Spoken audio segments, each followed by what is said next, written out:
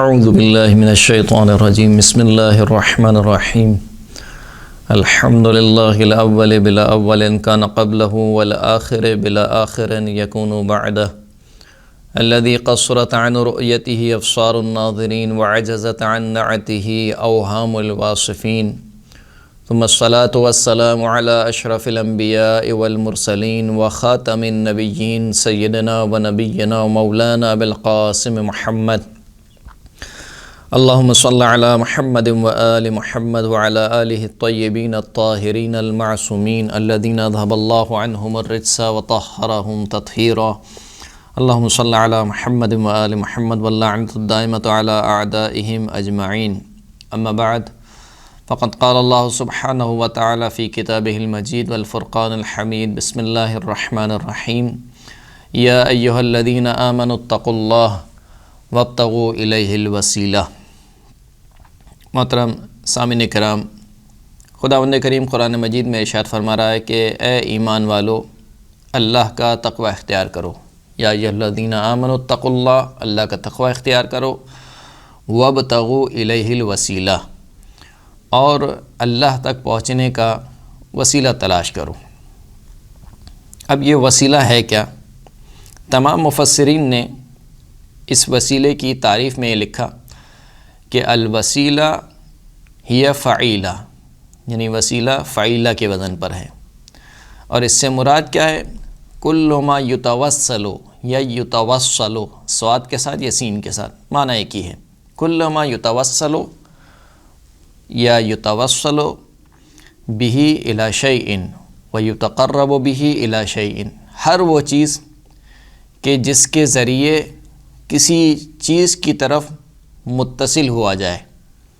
یا کسی چیز کے قریب ہوا جائے، اس کو وسیلہ کہا جاتا ہے۔ اسی سے ہمارے اردو زبان میں بھی استعمال ہوتا ہے کہ وسائل جمع ہے وسیلے کی۔ اب یہ وسیلہ ہے کیا کہ جس کے متعلق خداوند کریم ایمان والوں سے کہہ رہا ہے کہ تقوی اختیار کرو اور اللہ تک پہنچنے کا وسیلہ تلاش کرو۔ اہل سنت مفسرین نے اس وسیلے کی تعریف میں لکھا کہ اس وسیلے سے مراد خداوند کریم کے واجبات ہیں، یعنی واجبات کے انجام دہی، محرمات سے بچو، واجبات کو انجام دو، نماز پڑھو، روزہ رکھو، حج کرو، جو کام اس نے منع کیے ہیں، گانا نہیں سنو، شراب نہیں پیو، مثال کے طور پر زنا سے بچو، محرمات سے بچو۔ یہ جو کام ہے یعنی خداوند کریم کی اطاعت اور خداوند کریم کے جو کام منع کرنا ہے، خداوند کریم نے منع کیے ہیں، ان سے بچنا، یہ وسیلہ ہے۔ یہ انسان کو قریب کرتا ہے اللہ سے۔ اسی لیے جب آپ نماز پڑھنے کھڑے ہوتے ہیں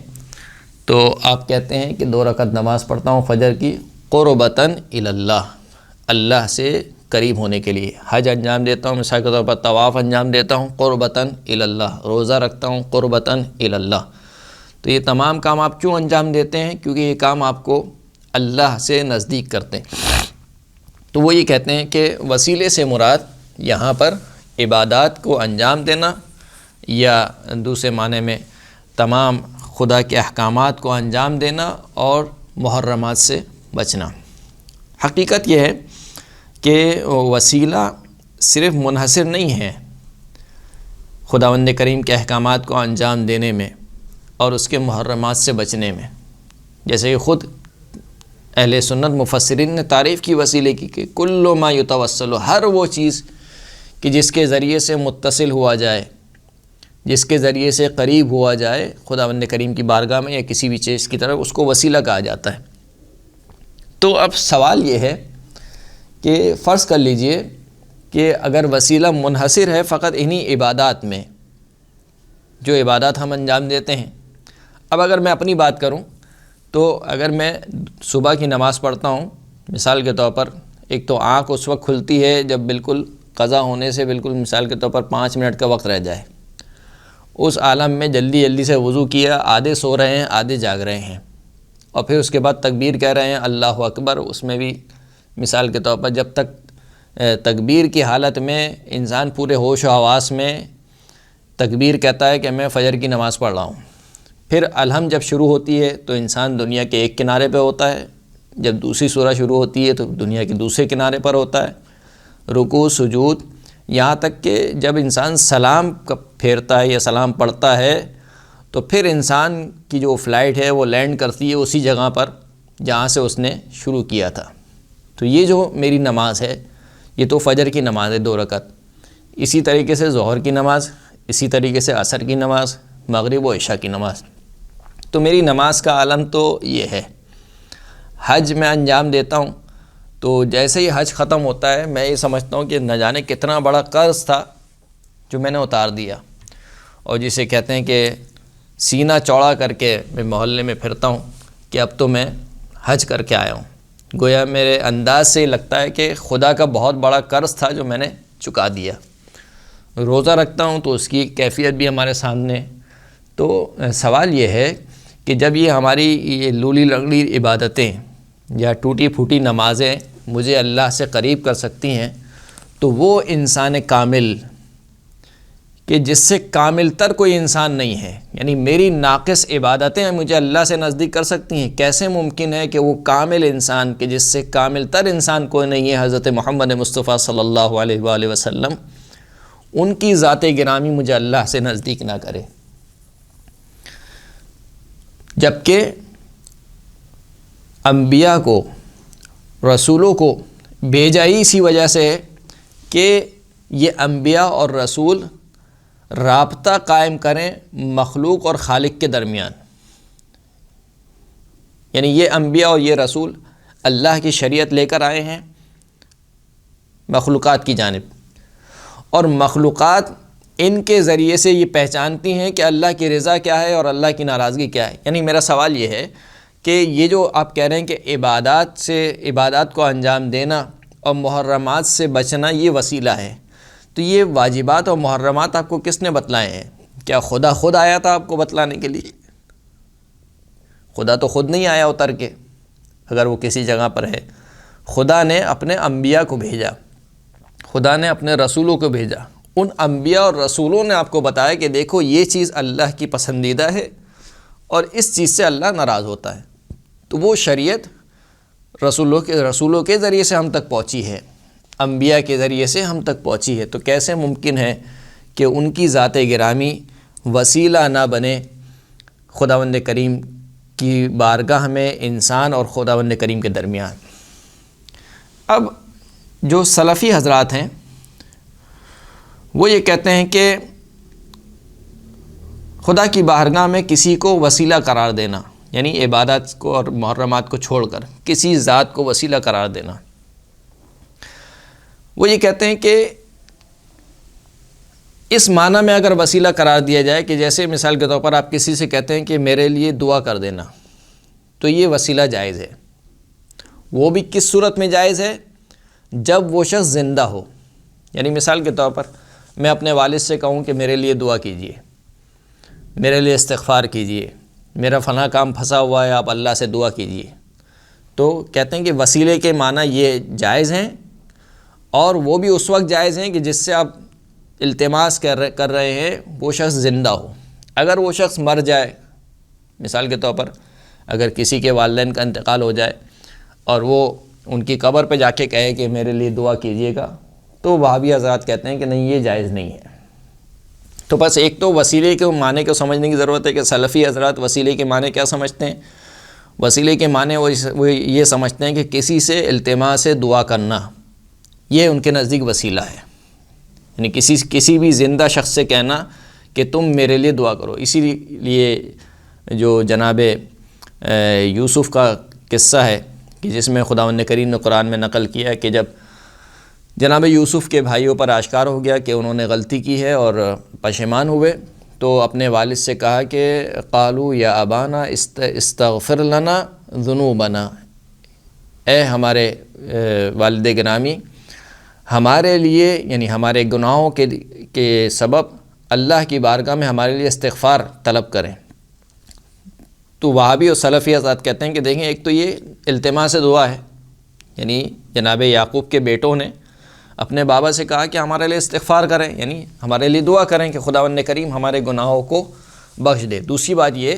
کہ جناب یعقوب زندہ تھے، تو اس میں کوئی حرج نہیں ہے اور کہتے ہیں کہ یہ جائز ہے۔ لیکن اگر کسی مردے کو یا کسی ذات کو وسیلہ قرار دیا جائے، التماس دعا کی بات نہیں ہے، کسی ذات کو، مثال کے طور پر کہا جائے خداوند کریم بحق محمد صلی اللہ علیہ وآلہ وسلم میری اس حاجت کو پورا کر دے، تو کہا کہ یہ بالکل ہی جائز نہیں ہے، نہ زندہ حالت میں نہ مردہ حالت میں۔ یعنی جب رسول خدا اس دنیا سے چلے گئے ہیں تو آج کے دور میں بھی کوئی شخص اس طریقے سے دعا نہیں کر سکتا، اللہم بحق محمد و آل محمد اس طریقے سے دعا کرنا کہتے ہیں کہ یہ جائز نہیں ہے۔ اور کسی کی ذات کو چاہے وہ زندہ ہی کیوں نہ ہو، یعنی اگر رسول خدا صلی اللہ علیہ وآلہ وسلم اگر وہ زندہ ہوتے اور ان کی زندگی میں کہا جائے کہ خداوند کریم تجھے تیرے نبی کا واسطہ مجھے اولاد عطا فرما، تو وہ کہتے ہیں کہ یہ جائز نہیں ہے۔ اچھا، جائز کیوں نہیں ہے؟ ابن تیمیہ اور مثال کے طور پر جو سعودی عرب کے مفتی ہیں شیخ ابن باز، وہ یہ کہتے ہیں، ایک مرتبہ کہتے ہیں کہ کیونکہ یہ کام مشرکین کی طرح ہے۔ مشرکین جو اپنے بتوں کو پوجا کرتے تھے وہ کیا کہتے تھے؟ وہ یہ کہتے تھے، خداوند کریم نے نقل کیا کہ وَيَعْبُدُونَ مِن دُونِهِ مَا لَا يَضُرُّهُمْ وَلَا يَنْفَعُهُمْ وَيَقُولُونَ هَؤُلَاءِ شُفَعَاؤُنَا عِندَ اللَّهِ، وہ اللہ کو چھوڑ کر ایسوں کی عبادت کرتے ہیں کہ جو نہ انہیں کوئی نقصان پہنچا سکتا ہے نہ انہیں کوئی فائدہ دے سکتا ہے۔ وَيَقُولُونَ هَؤُلَاءِ شُفَعَاؤُنَا عِندَ اللَّهِ، اور یہ مشرکین کہتے ہیں کہ ہم ان کی عبادت کرتے ہیں، یہ تو ہمارے شفیع ہیں، یعنی وہ وسیلہ قرار دے رہے ہیں، شفیع قرار دے رہے ہیں۔ کن کو؟ ان بتوں کو۔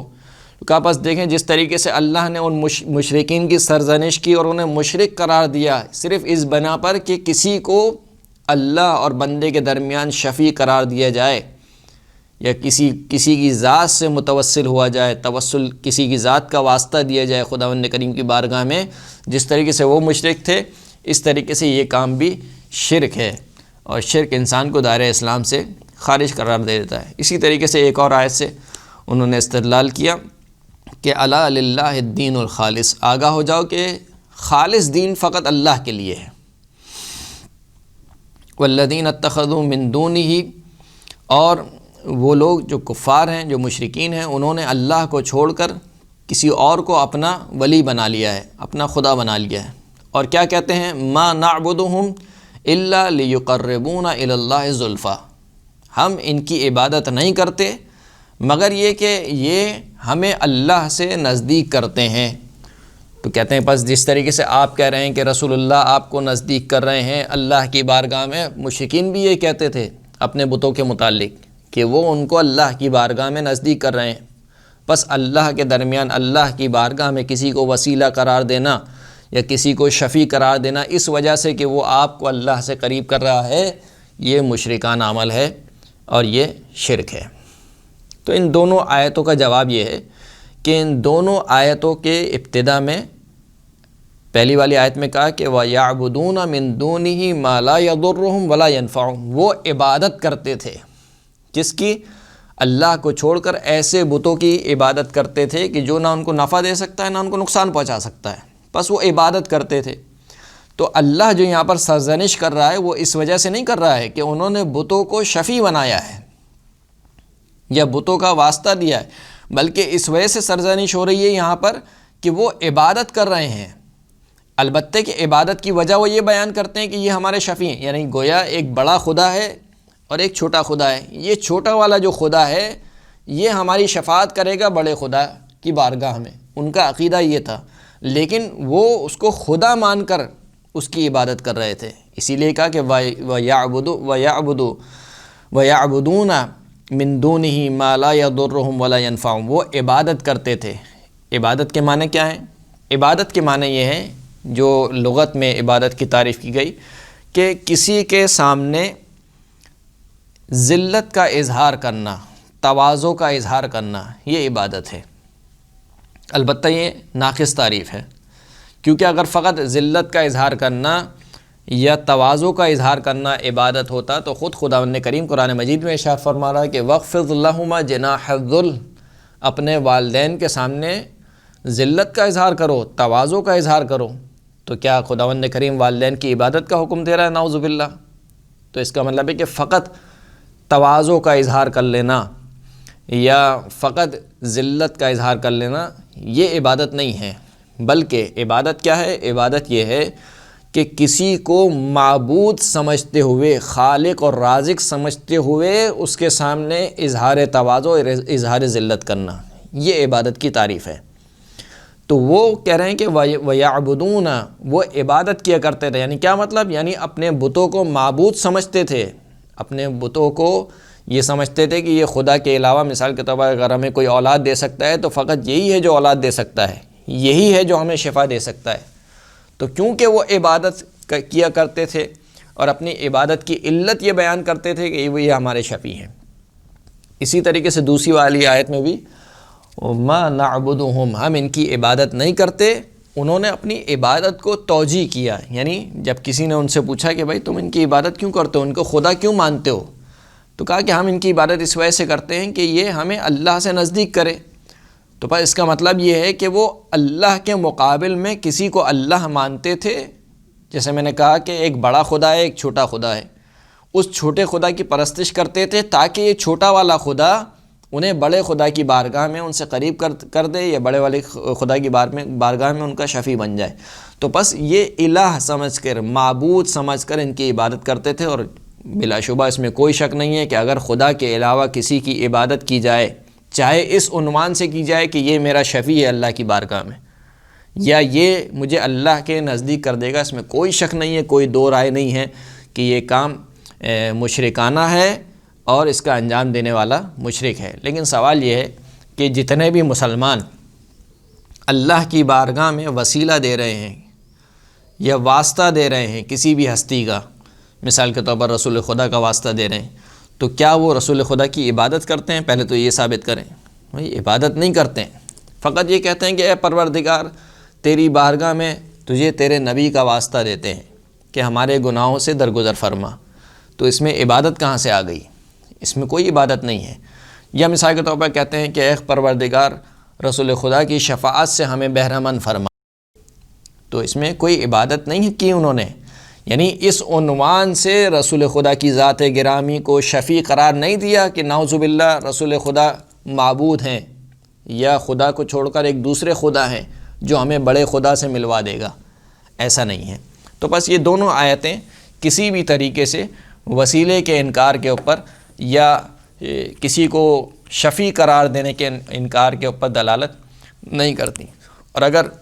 ایسا ہوتا تو جس طریقے سے خود سلفی حضرات یہ کہتے ہیں کہ رسول خدا کی ذات گرامی شفیع ہے اپنی حیات سے پہلے اور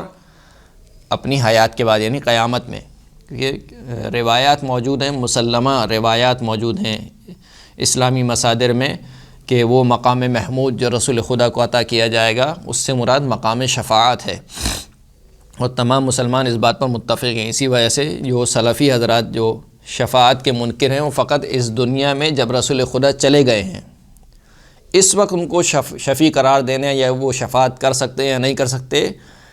اس زندگی میں وہ کہتے ہیں کہ ابھی جب رسول خدا اس دنیا میں موجود نہیں ہے تو وہ شفیع نہیں قرار پا سکتے اور وہ کسی کی شفاعت نہیں کر سکتے۔ لیکن یہ کہ وہ قیامت میں شفاعت کریں گے، تو ہمارا سوال یہ کہ شفاعت کریں گے تو جو آیتیں ابھی منطبق ہو رہی ہیں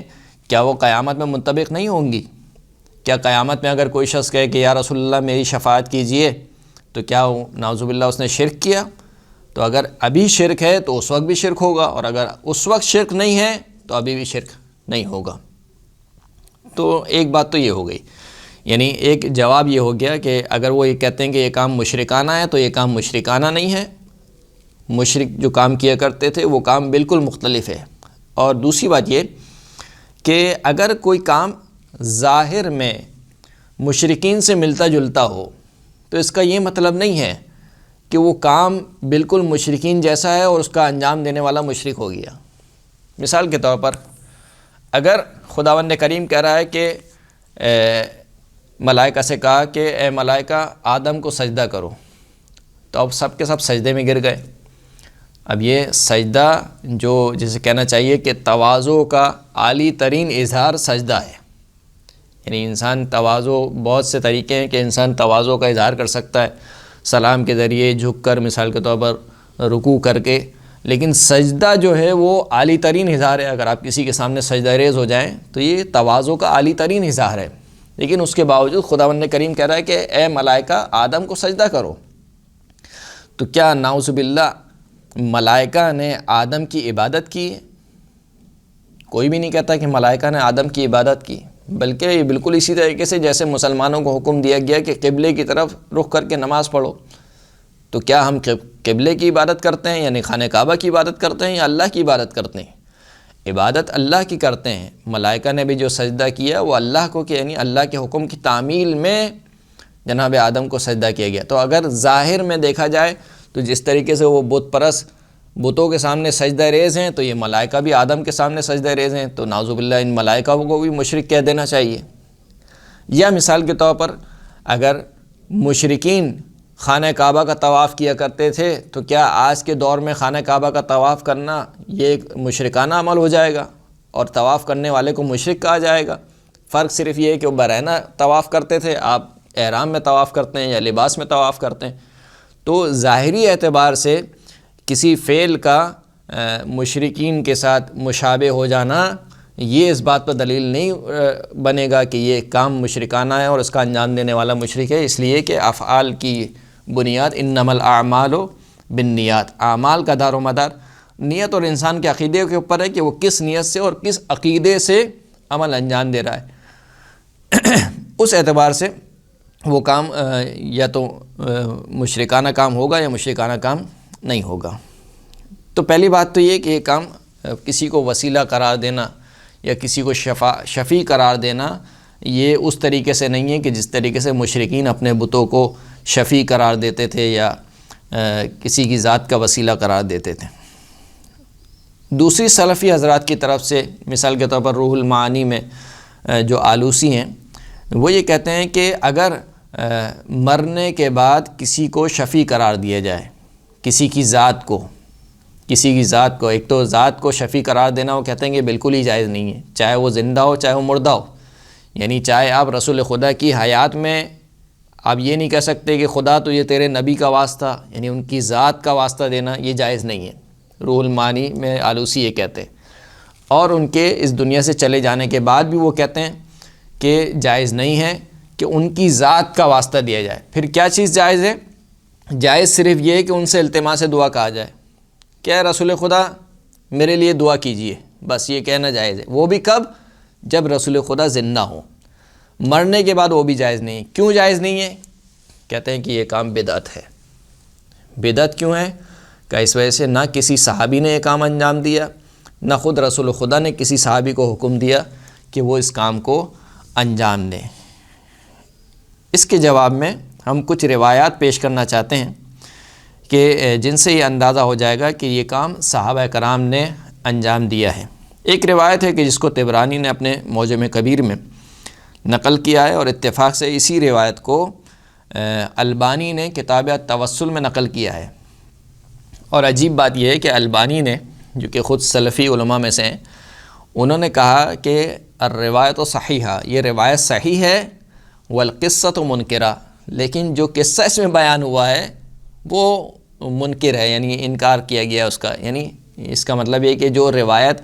آپ کے عقیدے کے مطابق نہیں ہے، اس کا مطلب ہے کہ وہ منکرہ ہو گئی،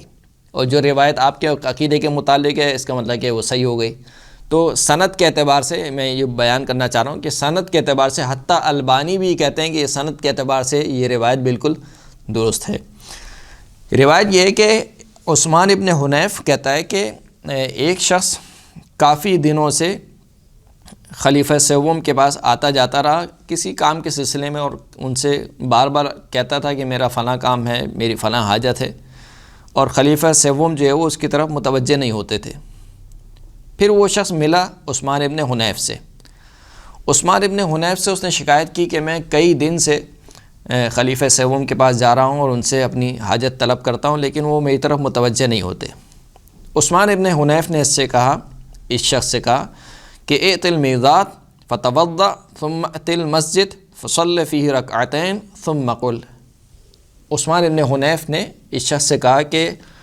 وضو کے لیے کوئی پانی یا برتن لے کر آؤ، وضو کرو اور پھر مسجد نبوی میں نماز پڑھو، 2 رکعت نماز پڑھو۔ ثم قل، جب نماز پڑھ چکو تو پھر خدا کی بارگاہ میں اس طریقے سے دعا کرو، اللہم انی اسألک و اتوجہ الیک بنبینا محمد صلی اللہ علیہ وآلہ نبی الرحمہ، اے پروردگار میں تجھ سے سوال کرتا ہوں، واتوجہ الیک، اور تیری طرف متوجہ ہوتا ہوں، کس کے وسیلے سے؟ بنبینا، اپنے نبی کے وسیلے سے میں تجھ سے سوال کرتا ہوں، ان دعا کرتا ہوں اور تیری طرف متوجہ ہوتا ہوں اپنے نبی کے ذریعے سے۔ وہ نبی کون ہے؟ جو محمد ہیں اور نبی الرحمہ، رحمت والے نبی ہیں۔ یا محمد انی اتوجہ بک، پھر اس کے بعد اب دعا کا یہ جملہ، اے محمد صلی اللہ علیہ وآلہ وسلم۔ یاد رہے کہ یہ جو روایت ہے یہ رسول خدا کی وفات کے بعد کی روایت ہے، یعنی یہ شخص جو عثمان ابن حنیف کے بعد آیا ہے، یہ جب رسول خدا اس دنیا سے رخصت جا چکے ہیں، اس کے بعد یہ شخص عثمان ابن حنیف کے پاس آیا، اور عثمان ابن حنیف اس کو تعلیم کر رہے ہیں کہ دیکھو وضو کرو، نماز پڑھو، نماز کے بعد یہ والی دعا پڑھو۔ دعا کے جملے کیا ہیں؟ یا محمد انی اتوجہ بک الی ربی، اے محمد صلی اللہ علیہ وآلہ وسلم میں آپ کے وسیلے سے اپنے پروردگار کی طرف متوجہ ہوتا ہوں، فتقضی لی حاجتی، پس میری حاجت کو پورا کیجیے۔ اور پھر اس کے بعد عثمان ابن حنیف کہتے ہیں کہ اس دعا کے پڑھنے کے بعد اپنی حاجت طلب کرو، انشاءاللہ تمہاری حاجت پوری ہوگی۔ یہ شخص کہتا ہے کہ یعنی راوی کہتا ہے کہ وہ شخص چلا گیا اور اس نے وہی کام انجام دیا جو عثمان ابن حنیف نے اس کو جس طریقے سے بتایا تھا، نماز پڑھی، نماز کے بعد دعا پڑھی۔ پھر اس کے بعد کہتا ہے کہ وہ شخص گیا عثمان ابن عفان یعنی خلیفہ سوم کے پاس، اور جو نگہبان تھا وہ اس کو ہاتھ پکڑ کے اس کو لے گیا خلیفہ سوم کے پاس۔ خلیفہ سوم نے اس کو اپنے پاس بٹھایا اور کہا کہ تمہاری حاجت کیا ہے؟ اس نے اپنی حاجت کا تذکرہ کیا اور اسی وقت خلیفہ سوم نے اس کی حاجت پوری کر دی۔ پھر روایت کہتی ہے کہ یہ شخص وہاں سے نکلا، یعنی خلیفہ سوم کے پاس سے نکلا اور عثمان ابن حنیف کے پاس آیا، اور عثمان ابن حنیف کے پاس آ کر اس نے کہا، فقال جزاک اللہ خیرا ما کان ینظر فی حاجتی ولا یلتفت الی حتی کلمت فیہ، اللہ تجھے جزائے خیر دے، خلیفہ سوم نے میری حاجت کی طرف وہ دیکھتا بھی نہیں تھا، میری طرف متوجہ بھی نہیں ہوتا تھا، یہاں تک کہ تو نے میرے بارے میں کوئی گفتگو کی ہے۔ یعنی یہ شخص یہ سمجھ رہا ہے کہ شاید عثمان ابن حنیف نے خلیفہ سوم سے کوئی سفارش کی ہے کہ فلاں بندہ ہے، مثال کے طور پر اس کا کوئی کام ہے، کافی دن سے تمہارے پاس آ رہا ہے اور تم نے اس کا کام انجام نہیں دیا، تو اس نے اس کو ایک طریقے سے شکریہ ادا کیا کہ تم نے میری سفارش کی اور تم نے کوئی بات کی اس خلیفہ سوم کے کو میرے بارے میں کچھ کہا خلیفہ سوم سے۔ تو عثمان ابن حنیف نے اس کو جواب دیا، فقال عثمان ابن حنیف واللہ ما کلمتہ، خدا کی قسم میں نے خلیفہ سوم سے تمہارے متعلق کوئی گفتگو نہیں کی، ولیکنی شہدت رسول اللہ صلی اللہ علیہ وآلہ وسلم واتاہ ضریر فشکا الیہ ذہاب بصرہ فقال لہ النبی صلی اللہ علیہ وآلہ وسلم فتصبر، فقال یا رسول اللہ لیس لی قائد فقد شق علی، فقال النبی صلی اللہ علیہ وآلہ وسلم ایت المزاق۔ عثمان ابن حنیف کہتا ہے کہ میں نے تمہارے متعلق کوئی سفارش نہیں کی خلیفہ سوم کو، لیکن یہ کہ میں نے رسول اللہ کو دیکھا کہ ان کی بارگاہ میں ایک شخص آیا کہ جس کی آنکھیں نہیں تھیں، یعنی اندھا نابینا تھا، اور رسول خدا سے کہا کہ خدا سے میری دعا کیجئے، میرے لیے دعا کیجئے، تو رسول خدا نے کہا کہ صبر کرو، کہا کہ نہیں میں صبر نہیں کر سکتا ہوں کیونکہ میرا کوئی دیکھ بھال کرنے والا نہیں ہے۔ تو پھر رسول خدا نے اس کو وہی چیز تعلیم کی جو میں نے تمہیں کہا کہ تم وضو کرو، 2 رکعت نماز پڑھو، اور وہی جملے دعا کے جو رسول اللہ نے اس شخص کو بتائے تھے وہی جملے میں نے تمہیں بتائے، اور خدا کی قسم اس شخص نے وہ کام انجام نہیں دیا مگر یہ کہ اس کے بعد ہم نے اس کو کبھی بھی نابینا نہیں پایا۔ تو یہ روایت بالخصوص یہ والی جو روایت ہے جو آخری حصہ ہے کہ یہ جو اندھا شخص جو رسول خدا کی خدمت میں آیا تھا، اس روایت کو تو خود ابن تیمیہ نے نقل کیا ہے، لیکن کہہ سکتے ہیں کہ یہ مثال کے طور پر رسول خدا کی حیات کا قصہ ہے، لیکن خود عثمان ابن حنیف کا قصہ کہ اس نے کسی شخص کو بتایا، وہ بھی کب بتایا کہ جب رسول خدا کی وفات ہو چکی تھی، رحلت ہو چکی تھی، اس کے بعد وہ بارگاہ میں رسول خدا کی بارگاہ میں وسیلہ قرار دے رہا ہے، کس کو؟ خود رسول خدا کی ذات گرامی کو وسیلہ قرار دے رہا ہے۔ اب یہاں پر جو سلفی حضرات ہیں وہ کیونکہ روایت تو صحیح السند ہے، خود ان کے علماء نے نقل کی ہے، تو اب کیا کریں، تو اس روایت میں کچھ پیون کاری کرتے ہیں۔ وہ پیون کاری کس طریقے سے کرتے ہیں؟ کہ دیکھیں یہاں پہ جو اس روایت میں کہا گیا کہ اللہم انی اسألک و اتوجہ الیک بنبینا، یہاں پر ایک محذوف ہے۔ کہا کہ وہ محذوف کیا ہے؟ کہا وہ محذوف یہ ہے کہ اللہم انی اسألک و اتوجہ الیک بدعاء نبینا، دعا کا لفظ یہاں پر محذوف ہے، یعنی اے خدا میں تجھ سے سوال کرتا ہوں، تیری طرف متوجہ ہوتا ہوں، کس چیز کے ذریعے سے؟ بدعاء نبینا، رسول خدا کی دعا کے ذریعے سے۔ اور وہ بھی کب کی بات ہو رہی ہے؟ جب رسول خدا اس دنیا میں موجود ہے۔ یہ خلاف ظاہر ہے، کوئی بھی عربی پڑھنے والا شخص اور عربی جاننے والا شخص اس دعا کے جملے اگر دیکھے گا تو یہ یہی کہے گا کہ یہاں پر خود رسول خدا کی ذات گرامی کو وسیلہ قرار دیا گیا ہے۔ جیسے کہ اس کے جملے ہیں، ایک تو اتوجہ الیکا، میں متوجہ ہوتا ہوں تیری طرف، کس کے ذریعے سے؟ بے نبی، یہ کہنا متوجہ ہوتا ہے انسان کس کے وسیلے سے؟ تیرے نبی کے ذریعے سے، یعنی ذات رسول خدا کو وسیلہ قرار دیا گیا۔ پھر اس کی تاکید کی گئی نبی الرحمہ کے ذریعے سے۔ پھر اس کے بعد کہا یا محمد، پکارا گیا رسول خدا کو، یا محمد انی اتوجہ بکا، میں آپ کے وسیلے سے اللہ کی بارگاہ میں متوجہ ہوتا ہوں۔ تو بہرحال یہ ایک تحکم جسے کہتے ہیں اصطلاحی زبان میں، کہ یہ اپنی رائے کو تھوپنے سے کے علاوہ اور کچھ نہیں ہے۔ تو یہ ایک روایت ہے جس کو خود سلفی حضرات نے نقل کیا۔ اس کے علاوہ بھی بہت ساری روایات ہیں، میں بس ٹائم زیادہ ہو رہا ہے کہ ایک دو روایت آپ کی خدمت میں اور عرض کر دوں کہ جب جناب فاطمہ بنت اسد سلام اللہ علیہا اس دنیا سے رخصت ہوئیں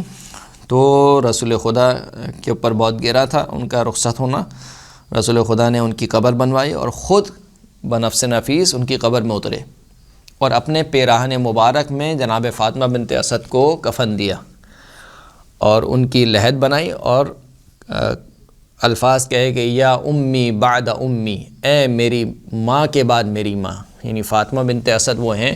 کہ جنہوں نے رسول اللہ کی اس طریقے سے پرورش کی ہے کہ جس طریقے سے ایک ماں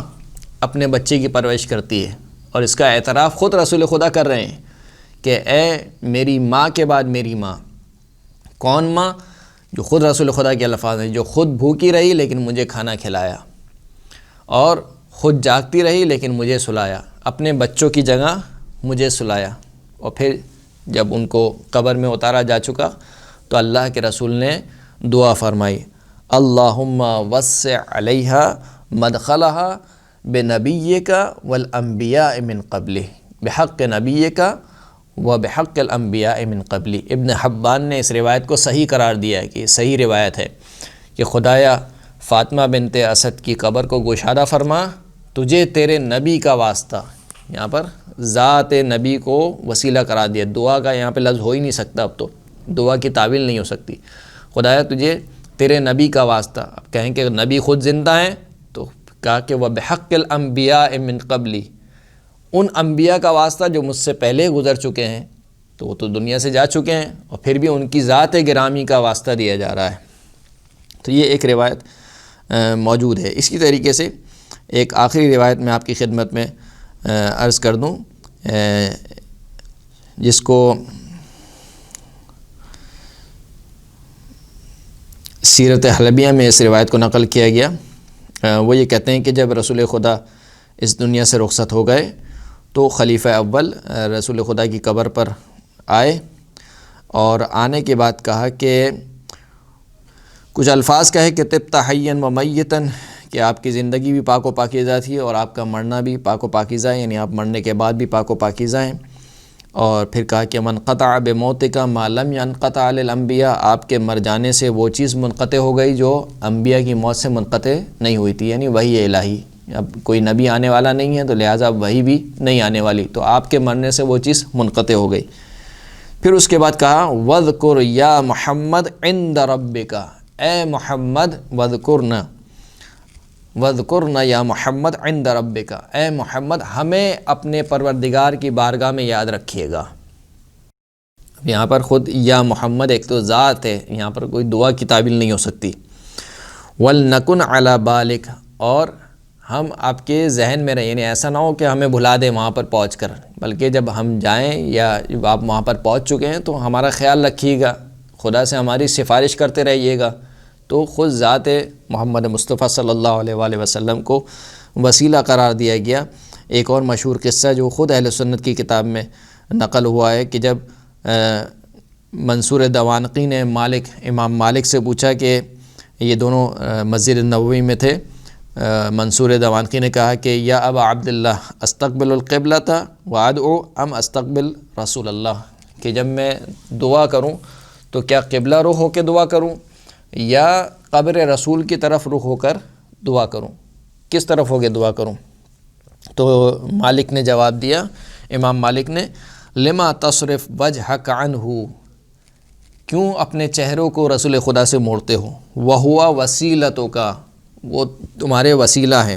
وہ وسیلۃ ابی کا، نہ صرف تمہارے وسیلہ ہیں بلکہ تمہارے باپ جناب آدم کے وسیلہ ہیں، کس کی بارگاہ میں؟ اللہ، اللہ کی بارگاہ میں، یوم القیامہ، قیامت کے دن۔ بل استقبلہ واستشفع بھی فیشفعک اللہ، بلکہ اپنے جو رخ ہے وہ رسول خدا کی طرف کرو اور رسول خدا کو شفیع قرار دو، واستشفع بھی، یعنی رسول خدا کو اپنا شفیع قرار دو، فیشفعک اللہ، تو پس اللہ آپ کی جو شفاعت ہے، رسول خدا کی جو شفاعت ہے وہ اپنی بارگاہ میں قبول کرے گا اور رسول خدا کے وسیلے سے آپ کی حاجت کو پورا کرے گا۔ خود قرآن مجید کی آیت ہے کہ وَلَوْ أَنَّهُمْ إِذْ ظَلَمُوا جَاءُوكَ فَاسْتَغْفَرُوا اللَّهَ وَاسْتَغْفَرَ لَهُمُ الرَّسُولُ لَوَجَدُوا اللَّهَ تَوَّابًا رَحِيمًا، کہ اے حبیب اگر یہ اپنے نفسوں پر ظلم کر چکے اور پھر اس کے بعد آپ کی بارگاہ میں آئیں، اب یہاں پر آپ کی بارگاہ میں آئیں، یہاں پر زندہ اور مردہ کوئی قید نہیں لگائی گئی کہ آپ جب زندہ ہوں آپ کی بارگاہ میں آئیں، یہ آپ جب مر جائیں نعوذ باللہ یعنی اس دنیا سے رخصت ہو جائیں تو آپ کی بارگاہ میں آئیں، کوئی قید نہیں ہے، چاہے آپ زندہ ہوں چاہے آپ اس دنیا سے رخصت ہو چکے ہوں، اگر یہ آپ کی بارگاہ میں آئیں ظلم کرنے کے بعد، یعنی گناہ کا ارتکاب کرنے کے بعد آپ کی بارگاہ میں آئیں، واستغفر اللہ، اور اللہ سے استغفار کریں، واستغفر لهم الرسول، اور ہمارا رسول بھی ان کے لیے استغفار کرے، تو لوجد اللہ تواب الرحیمہ، تو یقیناً یہ اللہ کو بہت زیادہ بخشنے والا اور بہت زیادہ مہربان پائیں گے۔ وآخر الدعوانا الحمد للہ رب العالمین۔